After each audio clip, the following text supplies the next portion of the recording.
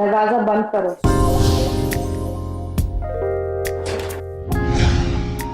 अंदर आओ।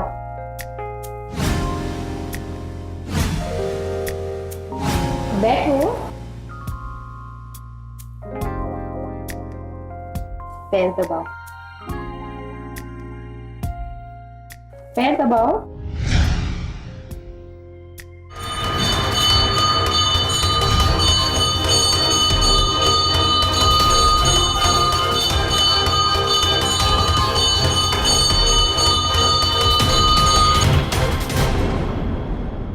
कौन थी ये औरत और कौन था वो शख्स जिसे वो अपने इशारों पर नचा रही थी? जाहिर है दोनों के बीच बहुत ही करीबी संबंध।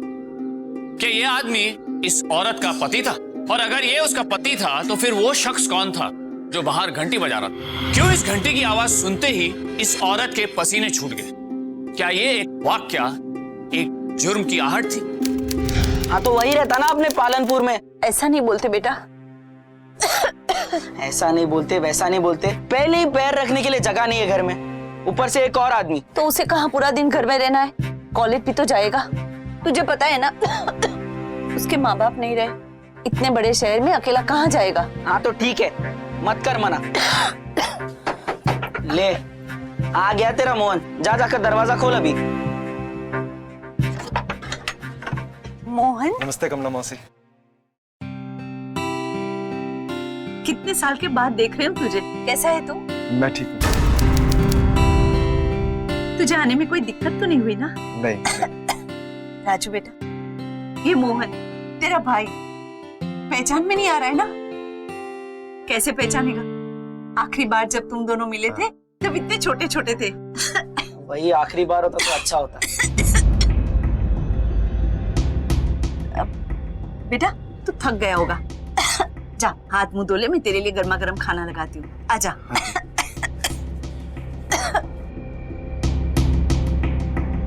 अक्सर छोटे शहरों और गांवों से युवा लड़के लड़कियां बड़ी ख्वाहिश में अपनी जिंदगी का रुख बड़े शहरों की तरफ मोड़ लेते हैं। ये बात और है कि किसी के सपने पूरे होते हैं तो किसी के नहीं, तो किसी के हाथ कुछ और ही लग जाता है जिसकी उसने कभी कल्पना भी नहीं की थी। 19 साल के मोहन की कहानी भी कुछ ऐसी ही है।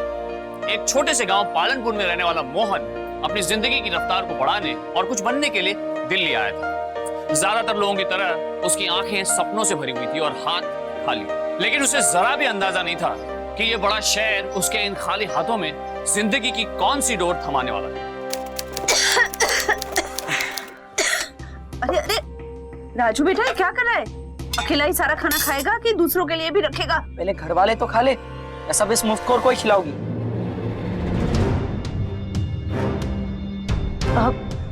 तू कॉलेज गया था ना एडमिशन के लिए, क्या हुआ? हाँ जी, वो मेरा एडमिशन नहीं हुआ। क्यों? अरे क्यों क्या, एडमिशन मिलने लायक भी तो होना चाहिए। नहीं, वो उन लोगों ने बोला कि कोई स्पेशल कोटा लिस्ट निकलेगी, उसमें नंबर लग सकता है मेरा।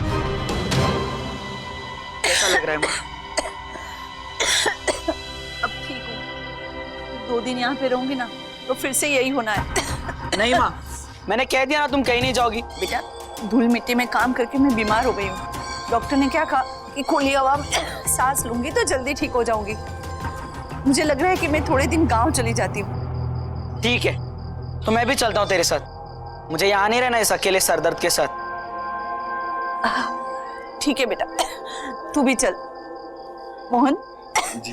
तू कुछ दिन अकेले संभाल लेगा ना? हाँ, इसे क्या प्रॉब्लम होगी, इसे तो पूरा घर मिल रहा है ना रहने के लिए। तो मैं मेम साहब को फोन करके बता देती हूँ कि मैं कुछ दिन काम पे नहीं आऊंगी। ठीक है, चल।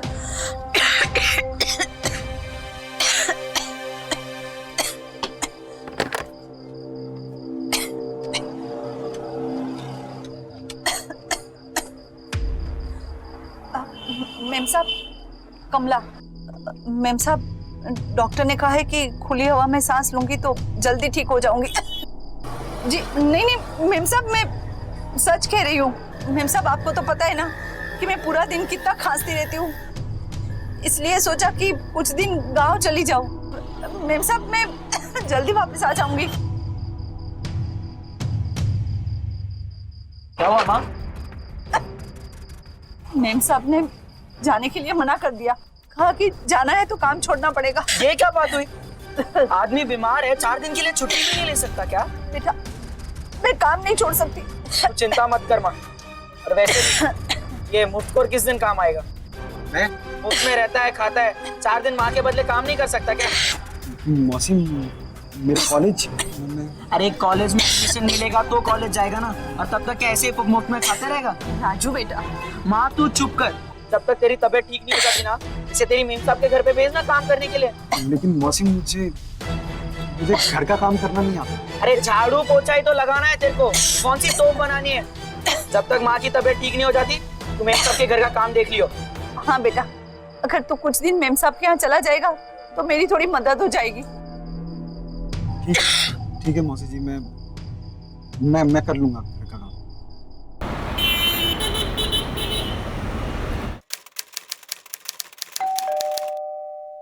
आ गई कमला मैडम। जब तक 2 बातें सुनाओ नहीं ना, समझ में नहीं आता इनको।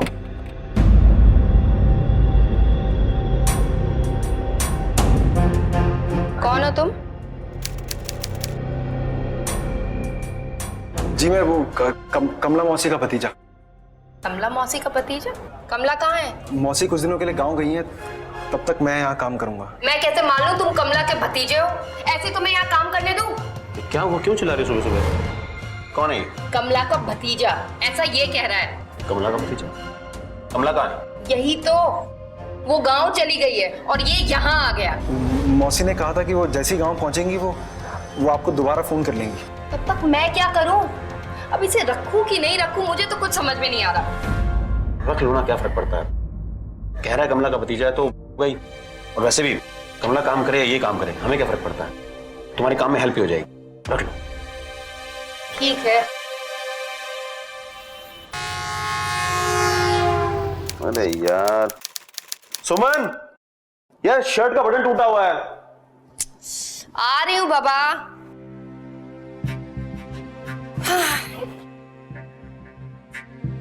लगा रही हूँ बाबा, लगा रही हूँ। ये सब पहले करके रखना चाहिए ना। सॉरी। तुम्हें पता ऑफिस के लिए कितनी देर हो जाती है। अच्छा अब हिलो नहीं ना।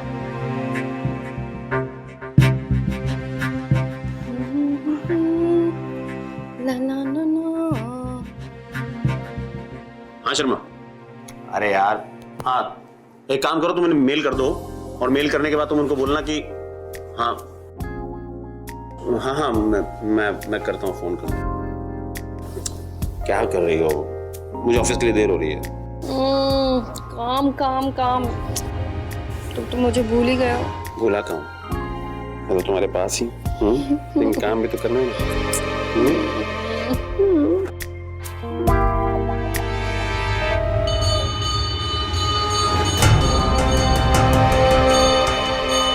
मम्मी जी को देख के आता हूँ।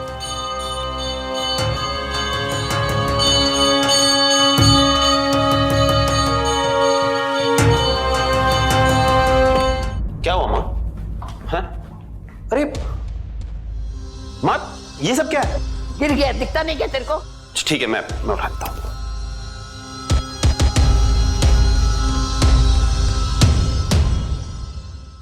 देखा कैसे घूर रही है कमबख्त, खा जाएगी जैसे मुझे। माँ ऐसे क्यों बोल रही हो? मैं हूं ना, मैं कर देता हूँ। ठीक है,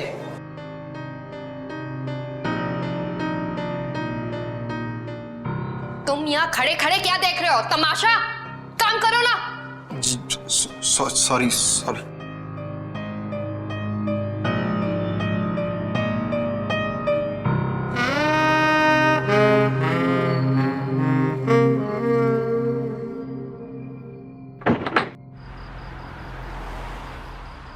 आज बारिश कितनी हो रही है ना? हाँ यार, बहुत ज्यादा। रुको, मैं देखती हूँ।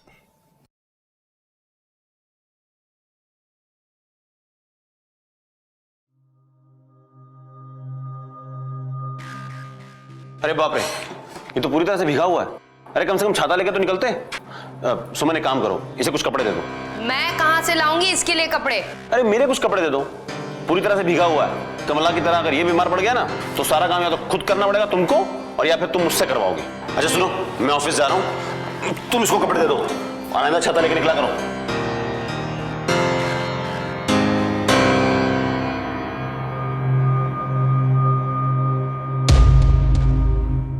ये लो कपड़े, उधर जाकर चेंज कर लो। जाओ।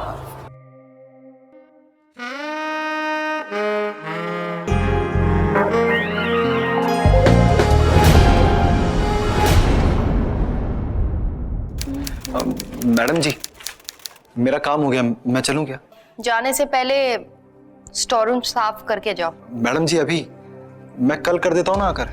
कल करना होता तो कल बताती ना, अभी करो, जाओ। हाँ जी।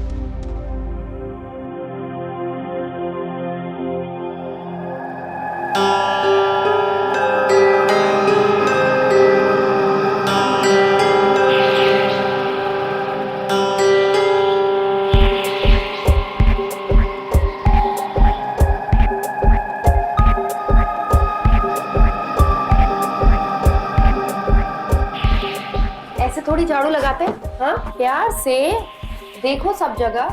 चलो पकड़ो, पकड़ो ना।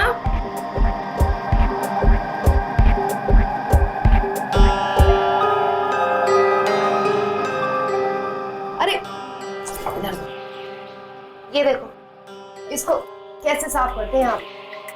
ऐसे झाड़ू करते हैं, देखा तुमने? उफ।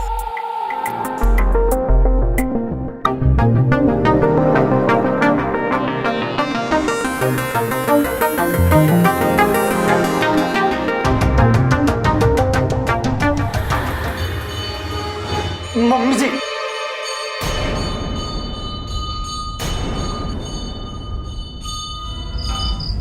सुमन कहाँ हो?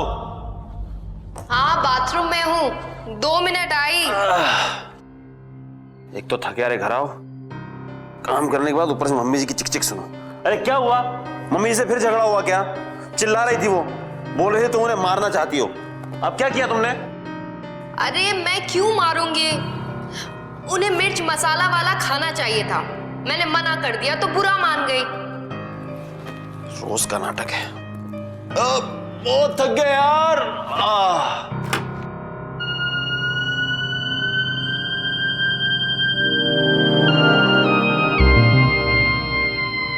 कहो तो मैं तुम्हारी थकान मिटा दूं?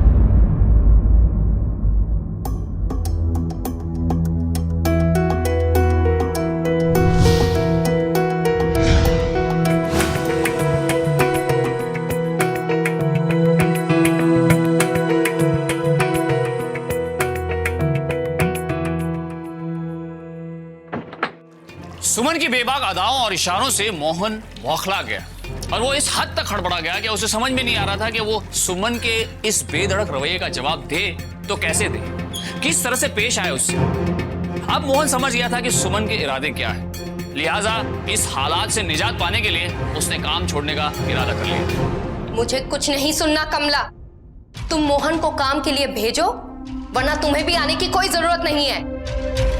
तुम उसे काम के लिए भेजो, यहाँ बहुत सारे काम पड़े हैं, समझे? लेकिन मौसी मुझे वहां नहीं जाना। नहीं नहीं नहीं, काम में कोई दिक्कत नहीं है, बस मुझे उस घर में काम नहीं करना। नहीं मौसी जी, नहीं आप ऐसा मत बोलिए, आपने मेरे लिए क्या नहीं किया। नहीं नहीं, हाँ ठीक है, मैं कल काम पर चला जाऊंगा। ठीक है मौसी जी, ठीक है।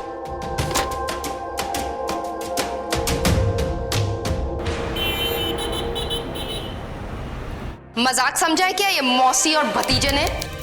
मौसी बिना बताए गांव चली जाती है और भतीजा एक दिन आता है और एक दिन नहीं।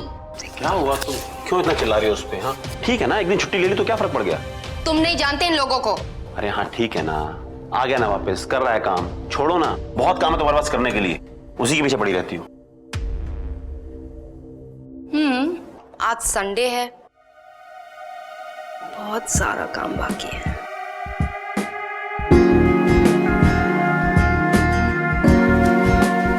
क्या कर रही हो तुम? दरवाजा खुला है।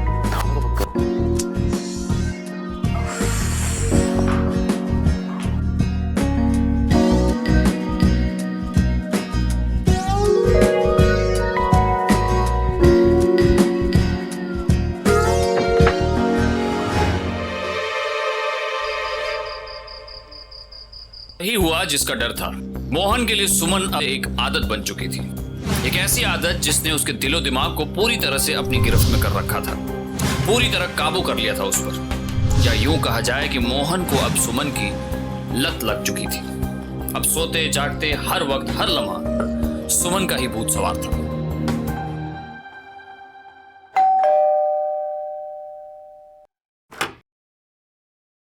क्यों भाई, आज फिर लेट? मैं ऑफिस जा रहा हूँ, तू अब आ रहा है। जी वो टाइम से नींद नहीं खुली मेरी। नींद नहीं खुली? अंदर जा, जल्दी से काम कर, वरना मैडम से फिर डांट पड़ेगी आज। जी।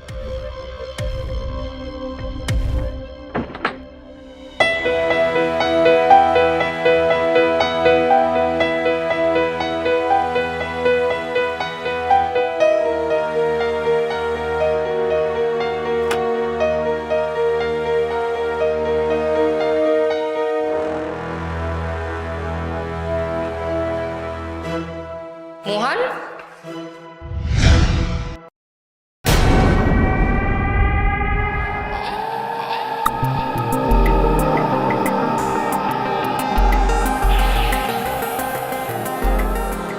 क्या हुआ? तू ठीक तो है? ऐसे क्या देख रहा है? कुछ नहीं, मैं वो हाँ ठीक है, रखती हूँ। Okay bye. मैडम जी, मेरा काम हो गया, मैं जाऊं क्या? पहले एक गिलास पानी लेकर आ। हाँ जी।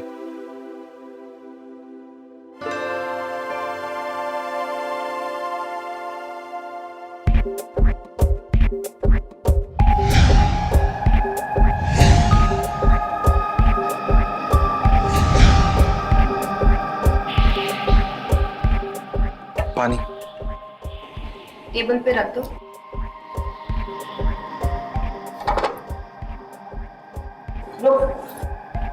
जी। बैठ, बैठ ना।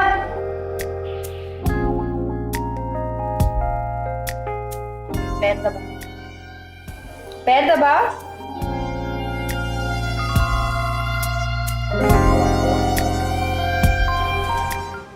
सुमन, तुम्हारे पर्स में से 500 रुपए ले रहा हूं, एटीएम से पैसे निकालना भूल गया था।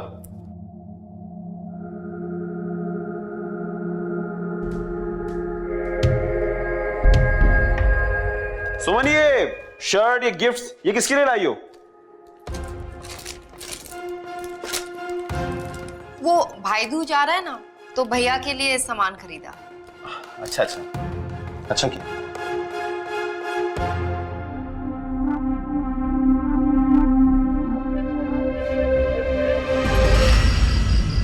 इसी ने मुझे कमरे के अंदर बंद कर दिया था। लेकिन मम्मी जी, चुप कर। अरे इसने दरवाजा बंद किया और बाहर से कुंडी लगा दी और खुद उस नासपीटे लड़के के साथ पता नहीं क्या क्या गुलछने उड़ा रही थी। कैसी बातें कर रही हैं आप? जैसा आप सोच रहे हैं वैसा बिल्कुल नहीं है। इसमें मेरी क्या गलती थी? दिवाली आ रही है और मैंने सोचा घर की सफाई कर लूं, और धूल मिट्टी से इन्हें तकलीफ ना हो इसलिए दरवाजा बंद कर दिया था मैंने। अरे तकलीफ तो तू ही हमको दे रही है, तू चली क्यों नहीं जाती? एक तो इनकी भले की सोचो, ऊपर से इनसे गाली भी खाओ। अरे सोन यार, तुम ही समझ जाओ। माँ कमरे में बंद थी, घबरा गई होंगी, इसलिए उन्हें कुछ समझ में नहीं आया होगा, इसलिए ऐसा बोल रही है वो।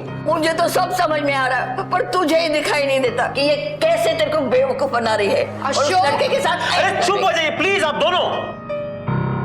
हाँ, मैं तो चुप ही बैठूंगी, मेरा तो कुछ है ही नहीं। मोहन। हाँ जी।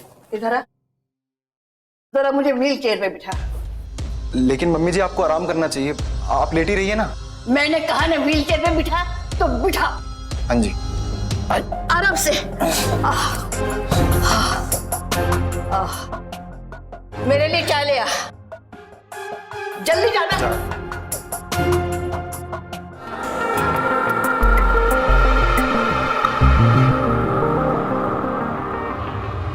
मम्मी जी, उस दिन के बाद से मम्मी जी ने सुमन और मोहन पर नजर रखना शुरू कर दिया और इसके चलते सुमन और मोहन का घर के अंदर मिलना जुलना बहुत मुश्किल हो गया और इसी की वजह से दोनों के अंदर की खलबली बढ़ती ही जा रही थी। न सुमन अपने आप को रोक पा रही थी और ना मम्मी जी की कड़ी निगरानी के तले मोहन को एक कदम उठा पा रहा था।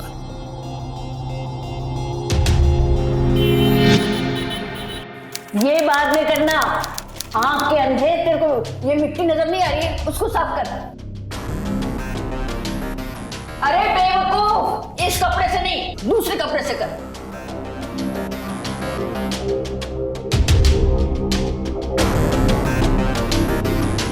थोड़ा सा भिगो ले उसको।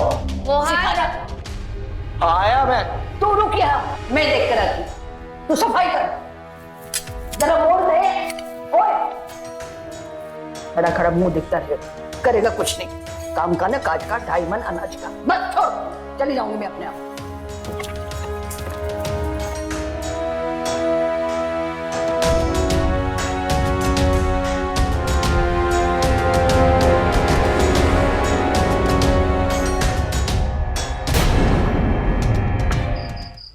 मम्मी जी आप रोइए मत, आप बताइए हुआ क्या था? मैं अपनी गलती से नहीं गिरी, उस जानबूझकर मुझे गिरा है। फिर धड़ाम से दरवाजा बंद कर दिया और मुझे बिस्तर पे फेंक दिया ताकि उस मोहन के साथ गुलछने उड़ा सके।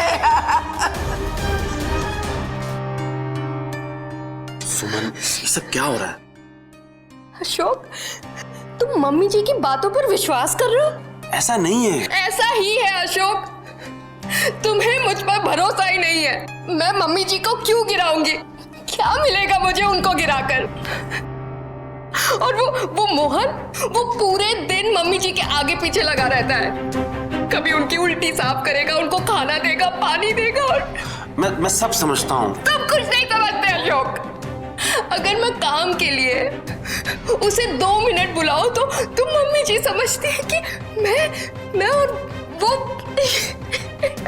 तुम प्लीज सुमन प्लीज तुम रो मत। देखो मुझे तुम पर पूरा भरोसा है, मैंने ऐसा कुछ नहीं कहा है। देखो तुम जानती हो मम्मी जी बीमार हैं, उनकी तबीयत ठीक नहीं रहती है और ऐसे में इस उम्र में वो किसी बात का कुछ और मतलब निकाल लेती है। लेकिन अशोक, इसमें मेरी क्या गलती है? मैंने क्या किया? बाबा तुम्हारी कोई गलती नहीं है, पर मुझे लगता है कि शायद मम्मी जी नहीं चाहती कि वो लड़का यहाँ रहे। तो क्या करे? उसे भी बाहर निकाल दे? वैसे भी कमला कुछ दिनों में वापस आ ही जाएगी, कुछ दिन की बात है। अकेले मैनेज कर लूं? हाँ प्लीज मेरे लिए।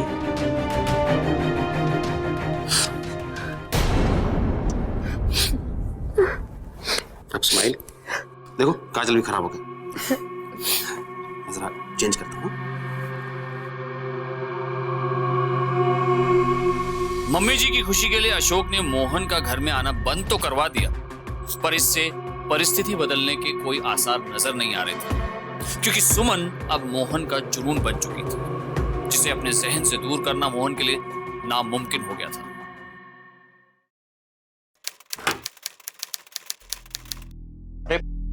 तुम आ गए? वो हम बताना चाहते थे तुझे, लेकिन तेरा फोन नंबर ही नहीं था हमारे पास। क्या हुआ सेठ जी? हमारी बात हो गई कमला से, वो 2-4 दिन में लौट आएगी, तो तब तक हम लोग अपना काम खुद ही मैनेज करेंगे, तुझे आज से आने की जरूरत नहीं है। लेकिन हुआ क्या सेठ जी? मुझसे कोई गलती हो गई क्या? मैं और मेहनत करूंगा, आपको मेरा काम पसंद नहीं आया तो मैं और काम करूंगा। अरे बेटा टेंशन मत ले, हमारी कमला से बात हो गई है, हम उसे नौकरी से नहीं निकालेंगे। तू नया नया शहर में 2-4 दिन मजे कर, जा घूम फिर।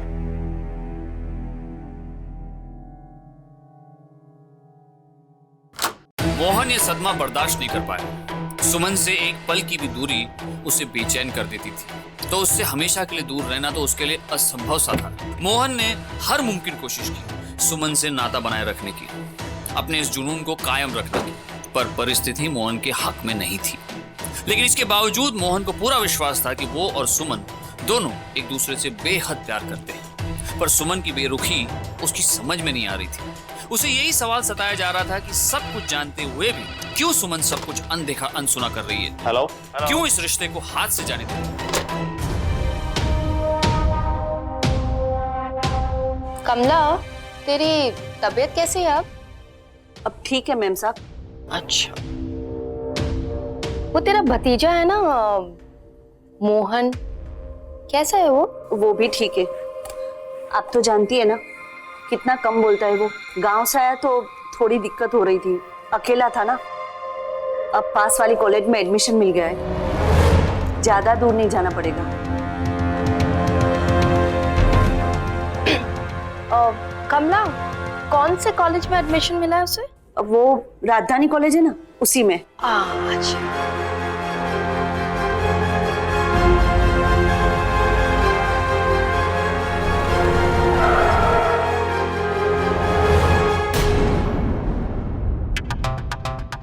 अंदर बैठ।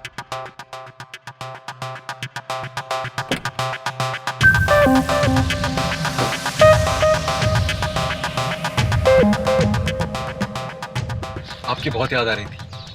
आपने तो मुझे छोड़ ही दिया था अकेले। अकेली तो मैं हो गई थी तुम्हारे बिना। पता है पिछले कुछ दिनों में कितनी तकलीफ हुई है मुझे। तकलीफ तो मुझे भी हुई तुमसे दूर जाकर। हाँ तो फिर दूर क्यों किया? मेरे हाथों में कहाँ था, अशोक ने साफ मना कर दिया था मोहन। कि तो मैं अशोक की गलती नहीं थी, उसे तो कुछ पता भी नहीं है और ना ही शक है। इनफैक्ट वो तो मेरी परवाह ही नहीं करते। हाँ, ना वो तुम्हारी परवाह करता है ना तुम उसे पसंद करती हो, बल्कि हम दोनों एक दूसरे को पसंद करते हैं। तो तुम बोल दो ना अशोक को। लेकिन मोहन, हम दोनों शादी कर लेंगे और साथ में रहेंगे हम। ऐसा तो मैं भी चाहती हूँ, लेकिन ऐसा नहीं हो सकता। क्यों नहीं हो सकता? तुम जाकर बोल दो ना अशोक को कि तुम नहीं रहना चाहते उसके साथ। मोहन, सबसे बड़ी मुसीबत अशोक की माँ है, पता है? उन्हीं की वजह से मुझे तुम्हें काम से निकालना पड़ा। मुझे जीने भी नहीं दे रही है। उसने क्या किया? ठीक है, अगर परेशानी की वजह वो बुढ़िया है तो मैं उस परेशानी को खत्म कर देता हूँ। मतलब? उन्हें भी छुटकारा मिल जाएगा और हमारा रास्ता भी साफ हो जाएगा। जब तक कमला फिर से बीमार ना हो तब तक तुम्हारा घर में आना नामुमकिन है। क्या मतलब? मतलब अगर कमला दोबारा बीमार पड़ जाएगी तो मैं अशोक को कन्विंस कर सकती हूँ कि तुम दोबारा घर वापस आ जाओ, लेकिन वो फिर से बीमार क्यों होगी?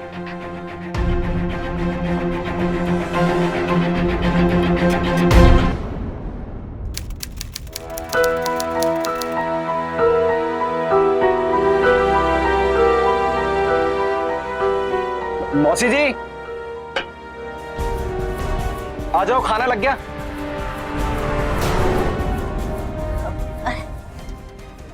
राजू,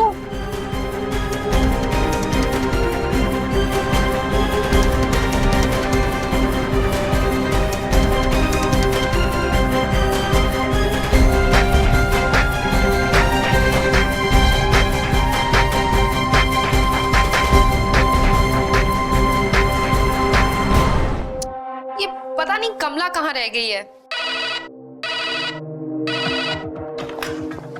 हेलो मैम साहब, मैं कमला। कमला, कहाँ है तू? इतनी देर हो गई है। मैं आज काम पर नहीं आ पाऊंगी, मेरे पेट में बहुत दर्द हो रहा है।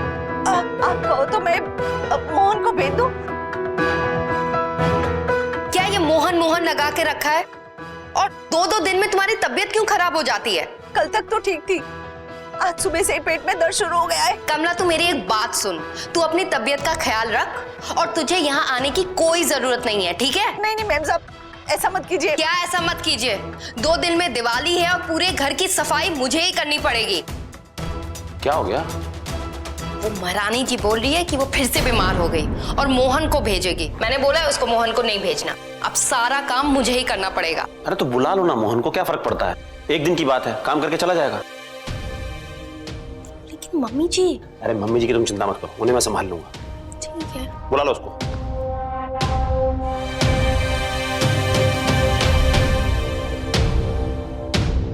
हाँ ठीक है, उसे भेज दो। जी मैम साहब।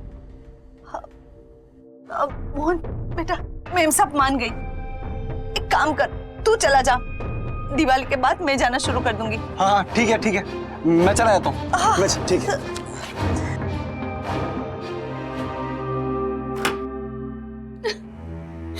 मोहन, तुम यहाँ से चले जाओ। आखिर हुआ क्या, बताओ तो सही तुम।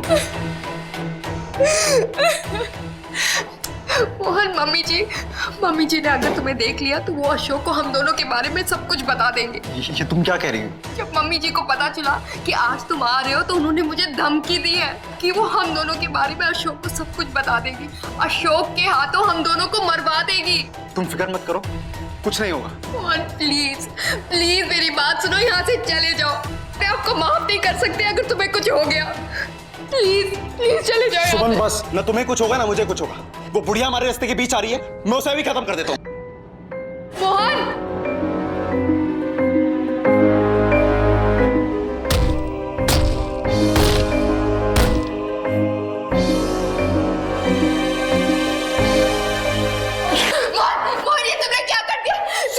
को मार दिया, तूने मम्मी जी को मार दिया क्या? अशोक! छोड़ो मेरे को। अशोक! सुमन!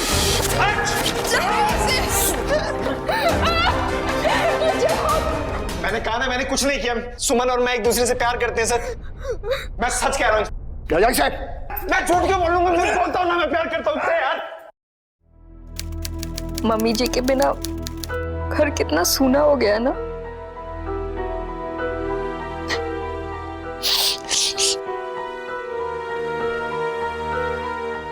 अगर मुझे पता होता मोहन ऐसा निकलता ना तो मैं कभी तुम्हें नहीं कहती कि इसे घर में रख लो। मैं इतनी डर गई थी ना, मुझे समझ में नहीं आ रहा था कि मैं क्या करूं। वो तो मैंने तुम्हारी आवाज सुनी और मुझ में थोड़ी हिम्मत आई। तुमने मेरी आवाज सुनी?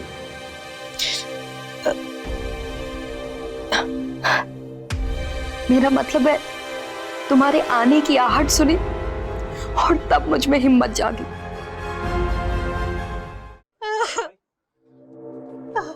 साहब, मुझे माफ कर दो साहब, मुझे पता नहीं था कि मोहन इतना नीच और गिरा हुआ निकलेगा। आप लोगों को कभी महसूस हुआ कि वो कुछ ऐसा करने वाला है? नहीं साहब। हाँ लेकिन मुझे शक था साहब। कब शक हुआ तुम्हें? जब माँ बीमार हुई थी ना साहब, तब वो बड़ा खुश हो रहा था काम के नाम से। मेम साहब मान गई, तू चला जा, दिवाली के बाद मैं जाना शुरू कर दूंगी। हाँ ठीक है, मैं चला जाता हूँ। सुमन, ये शर्ट, ये गिफ्ट, ये किसके लिए लाई हो? वो भाई दूज आ रहा है ना, तो भैया के लिए सामान खरीदा। ये कपड़े क्या मोहन के हैं? हाँ साहब, देखा माँ, मैंने कहा था ना एक सेठ जी के घर पे चोरियां करता है, वरना कहाँ से आते हैं उस मुफ्तखोर के पास शर्ट खरीदने के लिए पैसे। मोहन के और कपड़े या सामान है, देख सकते हो? हाँ सेठ जी, ये देखिए ना, ये जीन्स, ये शर्ट, ये बेल्ट सब उसी के। कहाँ से आए ये सब? मैं तो पहले ही समझ गया था साहब कि एक नंबर का चोर है। ये देखिए ये जूते। मुझे एक पेपर पेन मिल सकता है?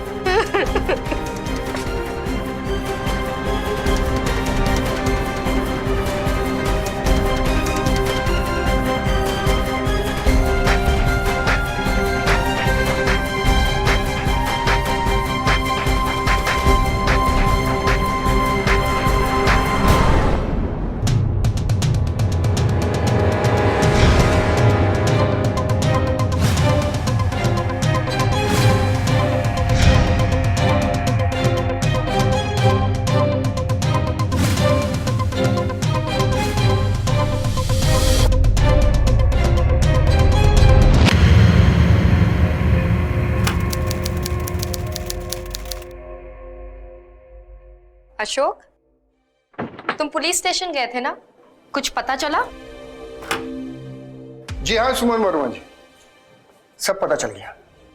Now you are under arrest. What? क्या बकवास कर रहे हैं आप? अशोक, अशोक, अशोक क्या कह रही है? गिरफ्तार करो इसे। ये क्या हो रहा है? अशोक तुम कुछ कह क्यों नहीं रहे हो? प्लीज प्लीज अशोक, अशोक तुम सुन क्यों नहीं रहे हो? अशोक क्यों किया तुमने मेरे साथ ऐसा? मोहन तुम कहाँ से फोन कर रहे हो मुझे? जेल से और कहां से? अपने एक साथी कैदी से फोन मिला मुझे। तुम सुमन बोलो, तुम चुप क्यों? क्यों फोन किया तुमने मुझे? ये पूछने के लिए सुमन कि तुमने मुझे धोखा क्यों दिया। मैंने तुमसे इतना प्यार किया और तुमने मुझे। देखो मोहन, तुम्हें मुझे फोन नहीं करना चाहिए, कहीं फंस गए तो। फंसाया तुमने मुझे सुमन, मैंने तुम्हारी हर बात मानी। लेकिन मैंने तुम्हें कब कहा था कि तुम मम्मी जी को मार दो? तुम्हें अच्छी तरह पता था कि तुम्हारी खुशी के लिए मैं कुछ भी कर दूंगा, और तुम बस इंतजार कर रही। जैसे ही तुम्हारा काम हुआ तुम मुझे फंसाकर खुद पीछे हट गई। देखो मोहन, तुम बात समझने की कोशिश करो।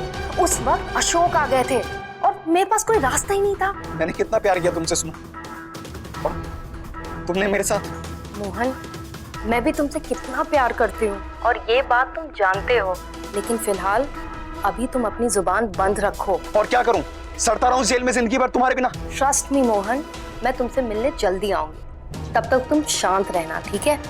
एक और बात, दोबारा मुझे फोन मत करना, ठीक है?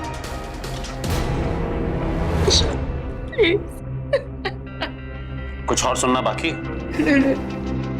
ले जाओ इसे। चलिए। बूढ़े लोगों को अक्सर परिवार में एक परेशानी, एक बोझ की नजर से देखा जाता है, खासकर जब वो पूरी तरह से आप पर निर्भर हो। ऐसे में कई बार इस जिम्मेदारी से तंग आकर घर के अपनों में उनके खिलाफ नफरत भर जाती है। यहाँ भी ऐसा ही था। अपनी बूढ़ी अपाहिज सास से तंग आकर सुमन के मन में भी उनके खिलाफ जहर भर गया।